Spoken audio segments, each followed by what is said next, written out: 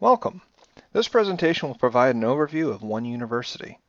We liken it to taking a road trip, with interim destinations en route to a stronger, more stable University of Maine system. Where have we been so far? Well, the journey began in January 2012 with goals and actions, a roadmap prepared by the Board of Trustees.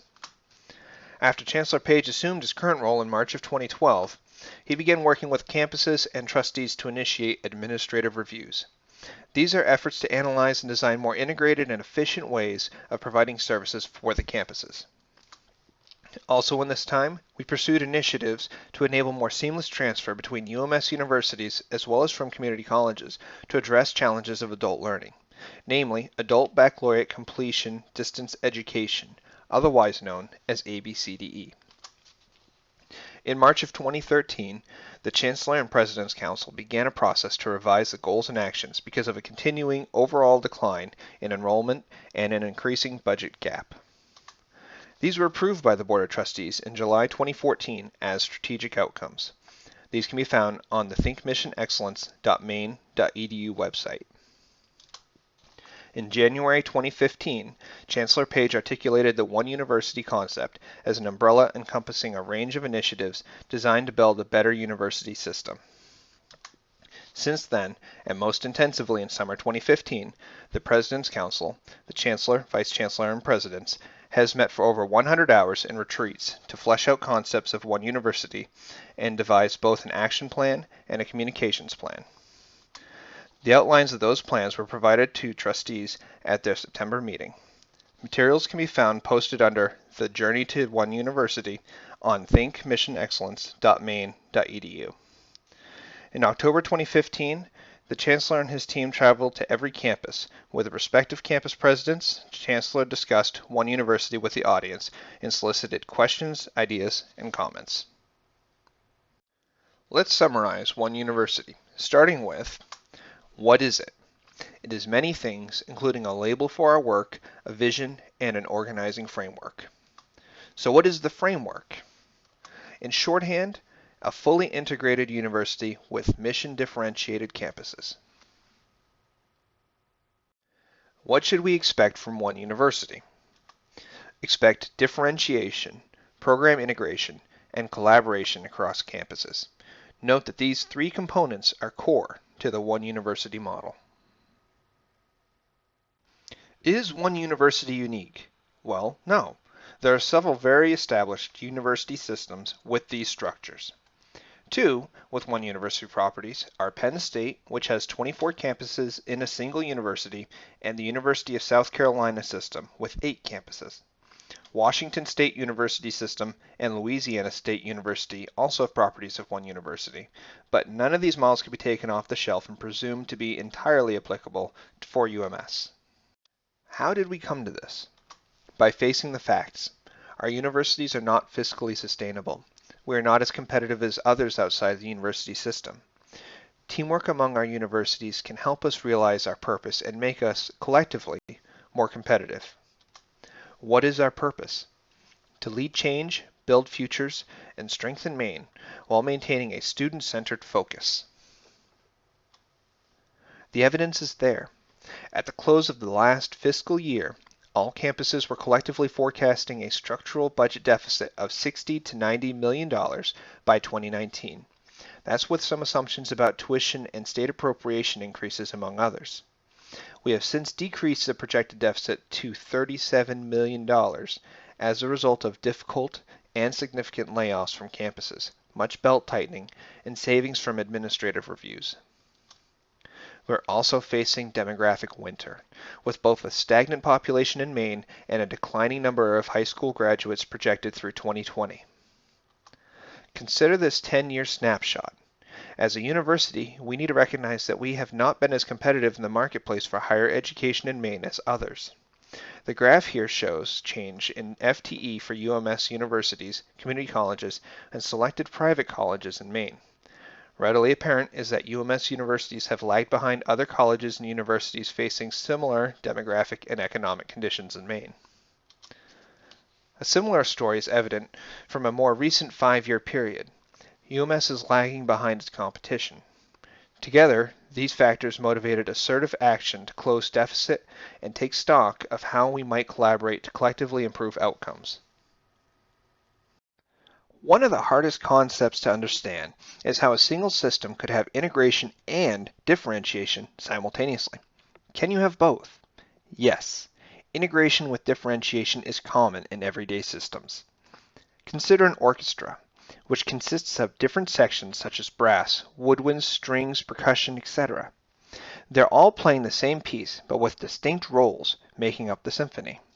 Or consider also a baseball team on which each player has a specific role or position to play on an integrated team.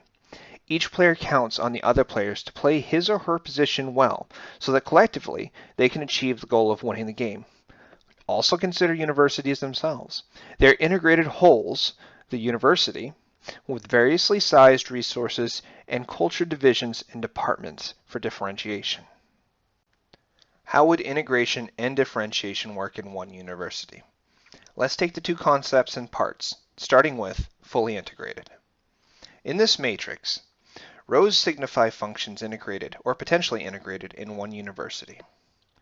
The columns signify campuses. For each integrated function, governance and coordination occur in a single operation distributed geographically across 7 campuses. There must be an assurance, though, to every campus that services provided through a centralized, integrated enterprise will meet campus needs. That's what makes the matrix integration effective. Consider now a matrix for differentiation.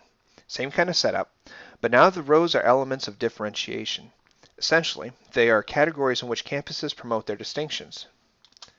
As shown by these vertical bars, the differentiators taken together result in a campus-level niche. Now, across the horizontal bars, we see the collective system portfolio that must meet both student and state needs and demands. That is, we have to ensure that collectively the campuses meet market demands. And we also have to reduce overlap that doesn't serve market needs. Why would we differentiate campuses? This is the underlying logic of one university, to reduce unnecessary internal competition and better serve a broader portfolio of students. That will enable UMS to gain enrollment and achieve financial sustainability. Consider UMS coverage of markets as of 2012.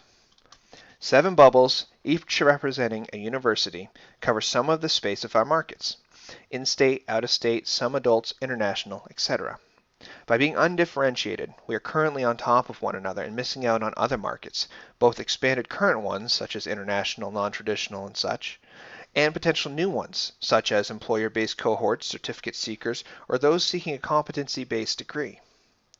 Imagine how much better we could do by differentiating ourselves and pulling ourselves off of one another.